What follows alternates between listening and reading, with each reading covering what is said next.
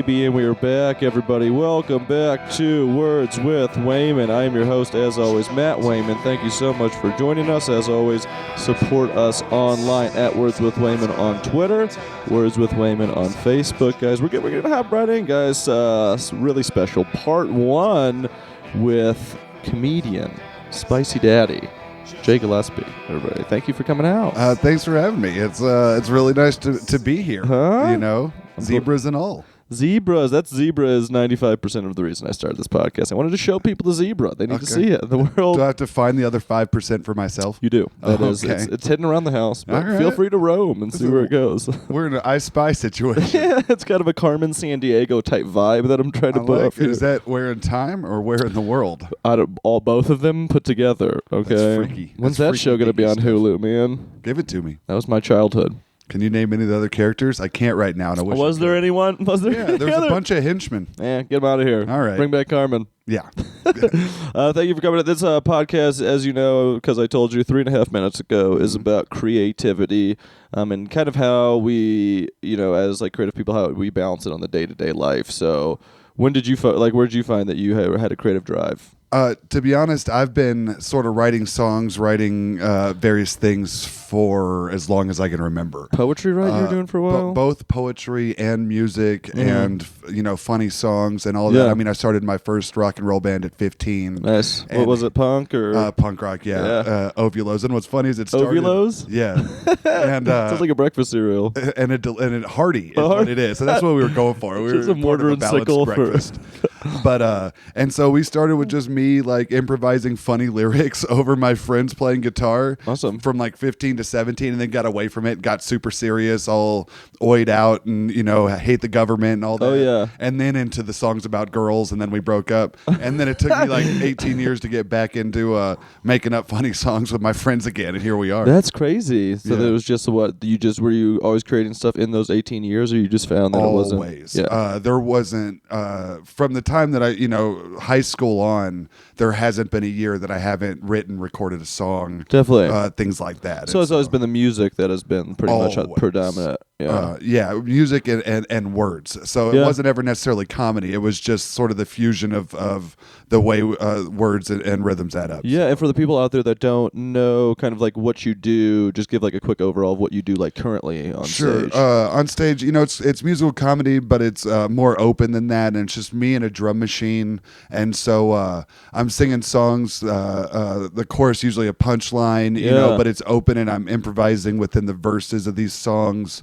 And so still just making music, but it's almost the most simplified take on music that you could possibly do. Absolutely, really stripped down kit, just the drum machine and the speaker. Yeah, and I'm only using like 2 or 3 different drum beats as well. It's just rhythm and words put together. It's super, even less than music. It's super, super fun and such a different vibe than any stand-up comedian that comes up and goes, "Hey, my last name." A lot of people ask me, like, it's just it's so different, which is why I think it works so well, because I think music and comedy have always worked really well together. I'm up and down on it. So much musical comedy to me doesn't feel organic. I'm thinking like having like a band with like comics and stuff like that. But I think you're right with musical comedy. It's hit or miss. Yeah, music, but yeah, that energy, the energy of good music and the energy of comedy can work together like that in a club or whatever. So yeah, the club setting is a completely different thing too, because you've played Comedy Works, correct? Just once. I really don't do that. I prefer a loud bar. Definitely. Obviously you're going to do great at Comedy Works. They like it. They'll laugh. Yeah. It's great. I love it. I wish I could do it all the saw time. You, I think, the one the Ultra Sex Laser did it one time. Yeah. I'm sort of in and out of town, and my schedule's not real good for me to call every week and make that happen. But obviously they like it. But I like walking up on a stage in a room where everybody's talking. Definitely. I like doing that because, just come on that mic and that drum machine hits and everybody goes, what the fuck? It is that different thing. It's such an energy play, which I think is really, really cool. This is the, I guess the second version of this you originally started with. I saw you guys, right, when I moved into town as a band called Ultra Sex Laser. Yes, and that was a great time. Yeah, with 2 other people. Yes. Another singer and a piano. And what's strange about that is nothing changed for me. In that band, it was still me doing, all the comedy and the drum machine. and it just had more to it. And what I've Yeah. sort of found since it broke up was on the smaller stage, on the comedy stage, Ultra Sex Laser was distracting. It wasn't coming across as clearly as comedy, and in my mind, it was better. It was better Yeah. for that. It's more of a performance. But once we ended, people are more recognizing what I'm doing as stand-up comedy. I can remember during I see what you're saying. I can remember during Ultra Sex Laser because Jules was a part of it, and Ryan. Yeah. Ryan was so amazing on keyboards, Fantastic. that people would watch him play. And Jules was dancing and singing, and she's Has a great beautiful, voice, and so yes. people are watching her dance. And I would be on stage with Ultra Sex Laser, and I would drop what I knew was a hilarious punchline, and I would be watching the audience, and all of the eyes would be on Jules or Ryan at that moment for whatever reason. They're doing something crazy. They're doing Yeah. something weird. And I'm like, Stabbing a panda and bear. so they miss the punchline. That's and crazy. so as stand-up comedy itself, it works better now. Yeah, and I'm sure it's a little bit more gratifying. I do like to have all of the attention for myself 100%. That's why we do of the time. this. Isn't that the reason? Clearly. Half of the reason Why why? else would you stand alone on a stage with a microphone if you didn't want all the That's attention? terrifying if It you is. don't. That sounds so scary. So do you, I mean, I guess that is, I see what you're saying. I didn't know what you were saying at first, but that has to be change everything that you're doing too, right? I mean, when it goes back more to the material and stuff and not just like working it out with 2 or 3 people. The biggest struggle for me has been the writing process. With Ultra Sex Laser, I would just start a drum beat going, and Ryan just starts Yeah. playing the piano, and then me and Jules are talking, and then all of a sudden we're singing some song, funny or not, and then we do it, lay it down, and we would go back later and say, is this comedy? Can we take it to the comedy stage? I can't do that now because it's just me sitting alone in a room with a fucking drum beat going, and there's absolutely no interplay there. So I have to come into So it it's changed with the a writing joke. process immediately. Yes. So what is that more like now? Just like taking notes down and stuff like that? Yeah, more like a comedian would, where I have to write down the song idea. And I mean, and I'm not talking much. Like, I still don't write songs. You'll never find the lyrics to any of these songs written down. But I have to know the punchline that I'm going to go to from the verse to the chorus. Because it is, I mean, when I think about like kind of like what you do, which I've seen some iterations of it done, but never necessarily done how you've done it at all, which I think is cool because it's super original.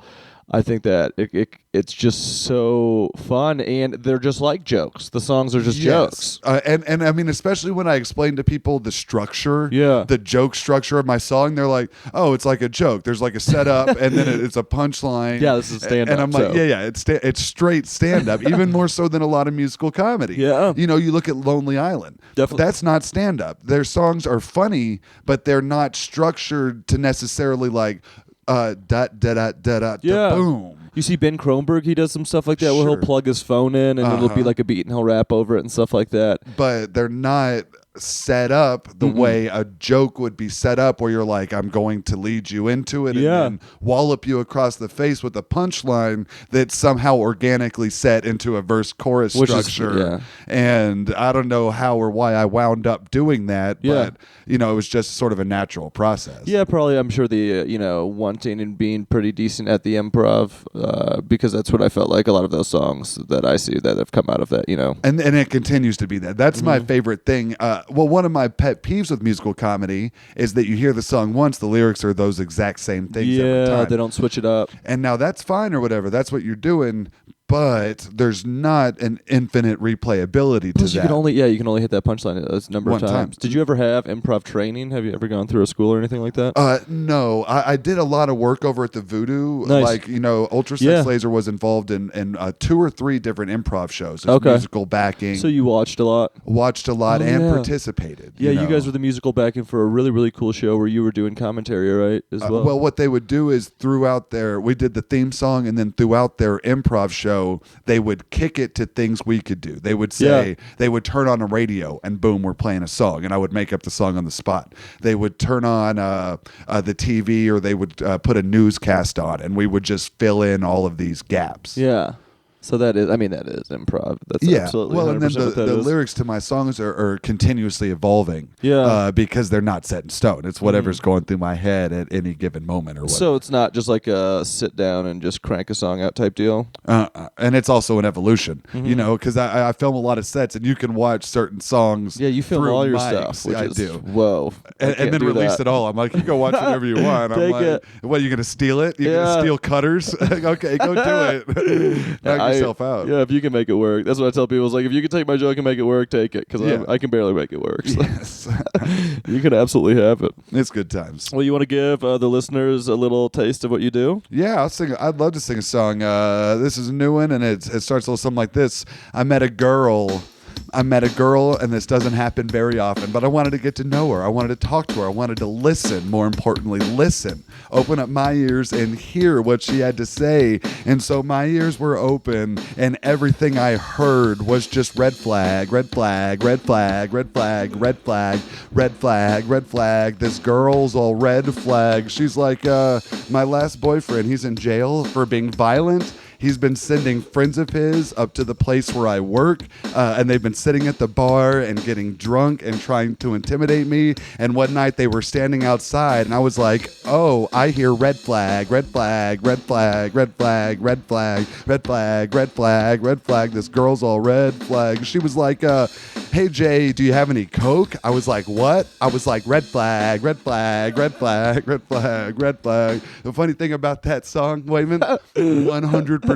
I'm sure. That's why it's so great. Like, that girl exists. Yeah, that's the best part because everybody knows a chick like that. That's why I feel like that's super a relatable song. It is. That's my new opener. It replaced Cutters because it lets people in so much better. And I think I had always talked to you when you were with Ultra Sex Slayers. I don't know if you remember this, but I was like, why don't you just do stand up? Or like, and I would think at that time, that iteration that I was thinking was more just like you doing jokes because your stage presence has always been so good. But I think this is probably like the best of both worlds. I really think coming it is together. too. And you're not just doing the same thing that every there's stand-ups doing different stuff, but it is... It's there's a lot of white dudes with beards up there with the microphone, and I'm the white dude with the beard and a microphone and a drum machine. And so, at the very least, you can remember it. And what's funny is I'll like go to cities and I'll hit some mics and everybody's like, that was really great. And then I'll go back a year later and I'll hit some mics and I walk in and everyone fucking ignores me. And then they see me standing off at the side holding my drum machine and they're like, you're that dude from Denver, right? And I'm like, awesome. Yeah. I'm back. I'm back. And so it's nice to have that sort of a hook. Yeah. But without it being something that I've like added in on purpose. Does that make sense? Absolutely. Like, because a lot of people have their little gimmicks. Yeah, like but they've taken them and been like, I need to find a gimmick. And I just wrote a bunch of funny songs, and it just it is a gimmick. It came more organically, like it came about as it happened. So how long did it take you after you got done with Ultra Sex Laser to go out by yourself? I immediately. It was very important to me that because the Denver scene is a beautiful thing. Oh yeah, it's gorgeous. And I knew that by that point, and it was very important to me to not lose any place in that. Like, I had carved out a little niche you guys with were Ultra all Sex the Laser, mics, and we were doing what we're doing. working. And it was important to me that when that ended, that Denver didn't lose me. It wasn't too important to me. And so I went out, I think the next day. Nice. And with all new material. Like, I currently Awesome. do Ultra Sex Laser material in my set. Yeah. But for those first couple weeks, it was incredibly important to me to forge my own voice, to continue to bring new songs to the stage, and to continue to be a part of that. So people didn't look at you like, this is something different. It's just pretty much the same thing. Yeah, just kept the ball rolling and didn't give it a chance to sort of stop or anything. Because it will get stagnant. I know that, whenever I even take, 4 or 5 days off stage, there is that thing. And especially when there's a big break like that, it can go longer, I find, for some people. Very easily. It's hard to hop back on that pony. You don't want to get 18 years again. And it's also a race, and you hop off for 2 weeks, and these other people are moving forward. Yeah. And so it's just a continuous, you got to get out there. Yeah. I find even when I'm out traveling and I'm hitting mics on the road and and stuff. Even just being away from Denver, I come back and people are like, "Oh, you still doing comedy?" And I'm like, "Yeah, I'm fucking still doing comedy." That's the thing. Even if you're going up every single night, but yeah, if people don't see you at the mics, but then again, you see people go out to the mics with doing the same material all the time. So it's something like how good is that on another thing. But I think you're completely right. Whenever I got on the road and stuff, but you also see that Denver comedy is really strong and stands up to the rest of the country. Always. I come back, I'll be gone. I was gone for 3 months, and I come back and it's a third. There's a third of the scene is these brand new comics, and I'm like, oh shit! Like you better stay on point. Oh yeah. Like even as a comic who's been working for years and is coming up, and new kids that are funny, hilarious. And so I'm not that far in the game, but it doesn't matter. You could be 9 years in and not getting booked for shit because there is such a talent pool. Yeah, and if you don't come out, or it's really there's like so many comics I find like and. Some of the older comics, if they're being shitheads to people or just like thinking they don't have to be nice to the young kids, and then the young kids 6 months later, the kids booking the show. It doesn't take long because you can hit 15 mics a week or whatever the number is. Absolutely. Well, if these young, I'm 32. These 18-year-old kids are out there. They got that stamina. Yeah. And if you want to hit all 15 of those mics for 6 months. Well, shit, you're either gonna be a funny comic or you're gonna stop, or you're gonna fucking stop. We won't see you. It works itself out. We did our mic after the new year. We were doing like 10 or 12 comics each mic, and now we're up to like 25. Yeah, to 30. And what's funny is if you go to random mics, like everybody's got their mics they like and that they go to every week, and then you go to some other different mic. And you don't know a single soul there. Yeah. And you're like, wait a second, what's going on at Denver Tech? I go out to Devon's all the time, and I don't know half of them there. It's because it's a really good show, and they'll bring people come from the Springs, and people come from Boulder, and all that stuff. It's pretty wild. But I think it's great. A lot of fun. And I mean, it's one of those things where it's like, get busy living or get busy dying. I always try to quote Shawshank Redemption in every podcast I do. And you nailed it. I'm glad you did. I'm glad you tied that in at the end. So that is our unifying statement of the day. We've talked about this before, like out and stuff. It's like either, you're pushing yourself all the time. I think it's just a battle against yourself. It's like, how good can I get? And sure. Like, I want to get so much better. But I mean, it's also a competition against everybody, because we want to make some money off this at some point. Indeed. And so with no animosity, it is a cutthroat competition. It is. And I will kill each and every one of you to I hate to you get all, ahead. but I love you so much. It's like fun. a family. But it's still whoever has the most fun on stage, I've always thought it was that. It's like Indeed. whoever's going to do the best. But that's it. I mean, that's how quick these little podcast thing goes. That's going to be part one. Before we get out of here, you want to give your internet stuff, Twitter, whatever you want to plug. Yeah, that sounds great. I just still use Ultra Sex Laser name across the board on the social media. So that's at Ultra Sex Laser on Twitter. That's Ultra Sex Laser on Facebook to find my shows. UltraSexLaser.com exists. You can download way more music than you want to hear me sing on there. And go to sexpotcomedy.com and check out Video Games, which is a web series I do. Fantastic. With another local comic. Yeah, Roger Norquist. Roger Norquist, very, very funny gentleman as well. Thank you so much for coming out. This has been part one with Jay Gillespie. Follow us online at Words with Wayman on Twitter, guys. Thank you so much for listening. We will be right back with part two.